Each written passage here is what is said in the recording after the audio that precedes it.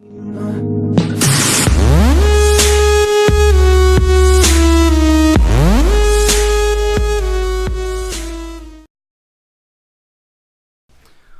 going on, ladies and gentlemen, and of course guardians of all types? My name is Melicity and welcome back to another video on my channel. And as you could tell by the title of this video, today I'll be talking to you guys about those ever so lovely Warlock subclasses. Now, before you say anything, this is not a video straight bashing the Warlock subclasses. This is just an overall opinion video on the Warlock subclasses, what I like about them, what I don't like about them, so on and so forth. I would like to mention to you guys too that not all of this gameplay is Warlock gameplay. A lot of these clips I just had laying around and I wanted to go ahead and get rid of. But anyways, that's besides the point. Let's go ahead and hop straight into this. The first subclass I'll be talking to you guys today about is the Voidwalker subclass for the Warlocks. This is my personal favorite. I feel that it is the most well-balanced subclass that the Warlock has. The nades do pretty well in the Crucible. I do feel that the Axion bolts though are a little too overpowered. The tracking is literally at 100 and the damage, it does quite a bit of damage. I do feel like it could use a little bit of a turn down as far as the tracking and damage go.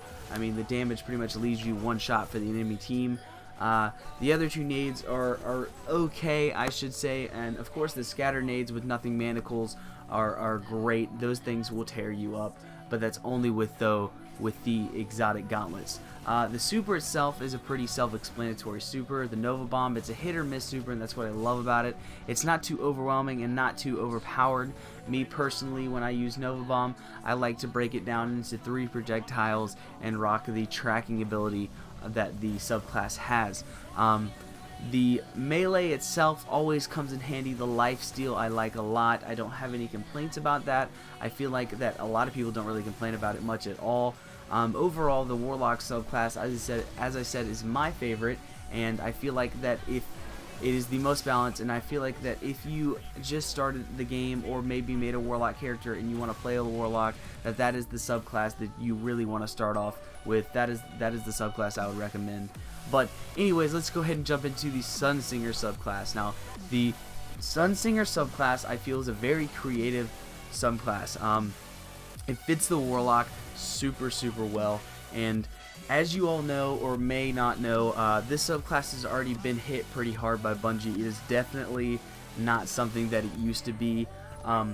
Personally, I like how it is now. I remember back in the days, you know, before it got its nerf, you would hop into a trials match, and if there was a self-res on the other team, they could turn the freaking trials match on its ass. I mean, completely like ruin the round for your team. I mean, it looks like you got the win in the bag, and all of a sudden, oh shit, enemy self-res, run away, just split off in different directions. But anyways, me personally, as I said, I like how it is now. The nades in the subclass aren't too overpowering.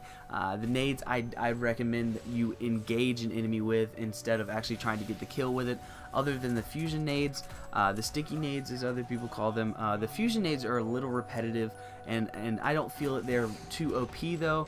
Of course, I think obviously it's the best nade on the subclass itself. But as I said, I do feel like it's a little repetitive, but they're not OP because I personally have used them, and it does take time to get used to, and it is a little difficult to line the nade up and get that stick on somebody with those fusion nades.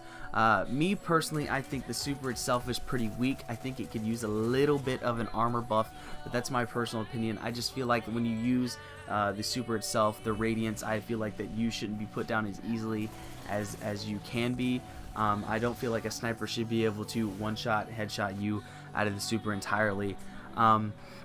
The self-res ability in the subclass I think is great, and that's what I love about it the most. It's a very creative subclass. If you're first trying out the game, overall I'd recommend you experiment with the subclass before you actually try to use it full time. And overall, like I said, you know, it's a very good subclass, very creative, and I think it fits the Warlock so perfectly. And as I said, you know, it's definitely the subclass to experiment with. But let's go ahead and hop into the Stormcaller subclass for the Warlocks. Now this I refer to as the Sith Lord. This is a subclass that I have mixed opinions about. in a way, I kind of feel bad for the subclass, but in a way, I don't. The nades on the Stormcaller, I mean, let's face it, they blow giant donkey dick. I don't personally like any of the nades on the subclass, but they're definitely the type of nades, as with the Sunsinger, that you would engage an enemy with and not really try to get the kill. And of course, if an enemy's primed, you know, chunking a nade and getting the kill is perfectly fine. I feel like this is another one of those creative supers that fits the Warlock pretty well. And again, just as the Sunsinger, I feel like that the Storm Trance super itself could use a little bit of an armor buff. Me personally, I feel like I get put down too easily when I use the Storm Trance. And don't get me wrong, this super can be used very, very effectively if you use the blink perk that the subclass beholds. If you use that perk very, very, very effectively, you can easily team wipe, and especially if the enemy team is not paying attention, man, it can do some damage. But as I said, then again, I don't really feel bad for the super at all, even though it's weak, because of that ridiculous melee range. I think it honestly makes up for the rest of what the subclass lacks. Obviously, if you're a shotgun warrior, you're gonna love this subclass. And, you know, overall, again, I think it's one of those creative subclasses that fits the Warlock very well. And, you know, except for the low armor, I don't think there's nothing more that I would change about it besides the ridiculous melee range. We all know those shotgun warriors love it. But that's all I really have for you today. As I said, this was a super quick overall opinion video about the Warlock subclasses. Maybe you got some information out of this. Maybe you're a new player and you just wanted to figure a little bit out about the Warlocks, or maybe you haven't started playing a Warlock and you want to. Well, that's what I just did for you. I explained it and broke it down for you. But anyways, I want to thank you guys for watching, and please feel free to leave your opinions below in the comments section. And that's really all I have for you today. And I don't really play my Warlock that much, but hopefully this was helpful for you guys. But as always, guys, I'm just going to leave you with the rest of this gameplay. As always, stay consistently amazing, baby. I'm out.